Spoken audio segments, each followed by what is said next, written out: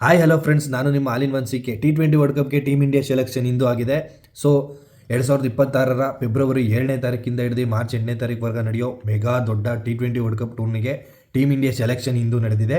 ಈ 15 ಮೆಂಬರ್ ಸ್ಕ್ವಾಡಲ್ಲಿ ಯಾರ್ಯಾರೆಲ್ಲ ಇರ್ಬೋದು, ಯಾರ್ಯಾರೆಲ್ಲ ಇಲ್ಲ, ಯಾರ್ಯಾರು ಸಫಲರಾಗಿದ್ದಾರೆ, ಯಾರ್ಯಾರು ವಿಫಲರಾಗಿದ್ದಾರೆ ಅನ್ನೋದನ್ನು ನೋಡೋಕ್ಕಿಂತ ಮುಂಚೆ ಒಂದು ಬೇಜಾರು ವಿಚಾರ ಏನಂದರೆ, ರೋಹಿತ್ ಶರ್ಮಾ ಮತ್ತು ವಿರಾಟ್ ಕೊಹ್ಲಿ ಟೀಮ್ ಇಂಡಿಯಾದಲ್ಲಿ ಇಲ್ಲದೆ ಇರೋದೇ ಒಂದು ದೊಡ್ಡ ಬೇಜಾರು ವಿಚಾರ. ಯಾಕಂದರೆ ಅವರಿಬ್ಬರು ಟೀಮಲ್ಲಿ ಇದ್ರೆ ಅಂದರೆ ಸಾಕು, ನಮ್ಮ ಇಂಡಿಯಾಗೆ ಒಂದು ಏನೋ ಒಂದು ಪಾಸಿಟಿವ್ ವೈಬ್ಸು, ಗೆದ್ದೇ ಗೆಲ್ತಾರೆ ಅನ್ನೋದೊಂದು ನಂಬಿಕೆ ಈ ಥರ ಎಲ್ಲ ಬರ್ತಿತ್ತು. ಸೊ ಅವರಿಲ್ಲ ಅಂದರೂ ಸುಧಾ ಟೀಮ್ ಇಂಡಿಯಾ ಒಂದು ಒಳ್ಳೆ T20 ಫಾರ್ಮೆಟಲ್ಲಿ ಒಂದು ಒಳ್ಳೆ ಪ್ರದರ್ಶನ ತೋರಿಸ್ತಾನೆ ಇದೆ. ಸೊ ಅದೇ ರೀತಿ ಮುಂದಿನ ದಿನಗಳಲ್ಲೂ T20 world cup 2026 T20 world ಕಪ್ಪಲ್ಲೂ ಸುಧಾ ಅದೇ ರೀತಿ ಪ್ರದರ್ಶನ ತೋರಿಸ್ಲಿ.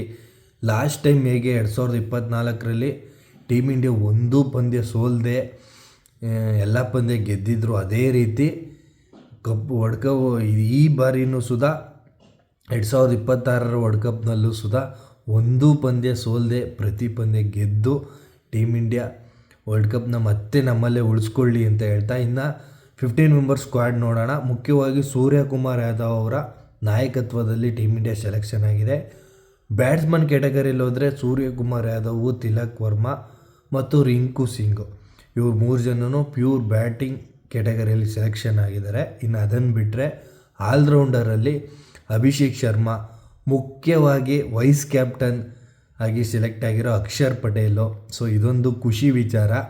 ಅದನ್ನು ಬಿಟ್ಟರೆ ಇನ್ನು ಹಾರ್ದಿಕ್ ಪಾಂಡ್ಯ, ಶಿವಮ್ ದುಬೆ, ವಾಷಿಂಗ್ಟನ್ ಸುಂದರ್ ಇಷ್ಟು ಜನ ಆಲ್ರೌಂಡರ್ ಕ್ಯಾಟಗರಿಯಲ್ಲಿ ಸೆಲೆಕ್ಟ್ ಆಗಿದ್ದಾರೆ. ಇನ್ನು ಮುಖ್ಯವಾಗಿ ವಿಕೆಟ್ ಕೀಪರ್ಸ್ ಅಂದರೆ ಸಂಜು ಸ್ಯಾಮ್ಸಂಗ್ ಮತ್ತು ತುಂಬ ದಿನಗಳ ನಂತರ ಟೀಮ್ ಇಂಡಿಯಾದಲ್ಲಿ ಕಾಣಿಸ್ಕೋತಿರೋ ಇಶಾನ್ ಕಿಶನ್, ಇನ್ನು ಅವರು ವಿಕೆಟ್ ಕೀಪರ್ಗೆ ಕ್ಯಾಟಗರಿಯಲ್ಲಿ ಸೆಲೆಕ್ಟ್ ಆಗಿದ್ದಾರೆ. ಇನ್ನು ಮುಖ್ಯವಾಗಿ ಬೌಲಿಂಗ್ ವಿಚಾರ ಅಂದರೆ ಬೌಲಿಂಗ್ನ ರಾಜ, ಬೌಲಿಂಗ್ನ ನಾಯಕ ಅಂತಲೇ ಹೇಳ್ಬೋದು ಜಸ್ಪ್ರೀತ್ ಬುಮ್ರಾ, ಜೊತೆಗೆ ಹರ್ಷ್ದೀಪ್ ಸಿಂಗು.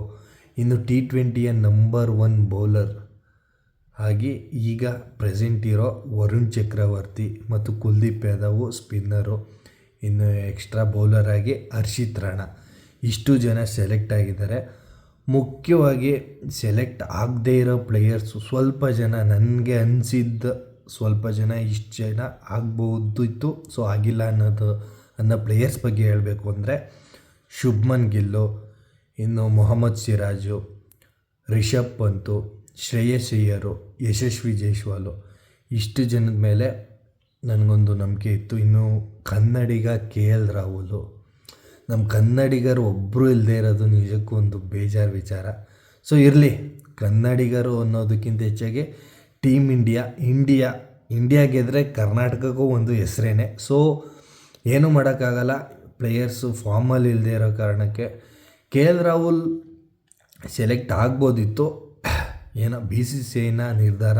ಸೊ ಹೊಡಿಬಡಿ ಆಟಕ್ಕೆ ಈ ಬಾರಿನೂ ಮುಂದಾಗಿ ಪ್ರತಿಯೊಬ್ಬ ಪ್ಲೇಯರ್ಸು ಚೆನ್ನಾಗಿ ಆಡಿ ವರ್ಲ್ಡ್ ಕಪ್ನ ಗೆಲ್ಲಿ ಅಂತ ಹೇಳ್ತಾ ನನ್ನ ಮಾತನ್ನ ಮುಗಿಸ್ತೀನಿ. ನಮಸ್ಕಾರ.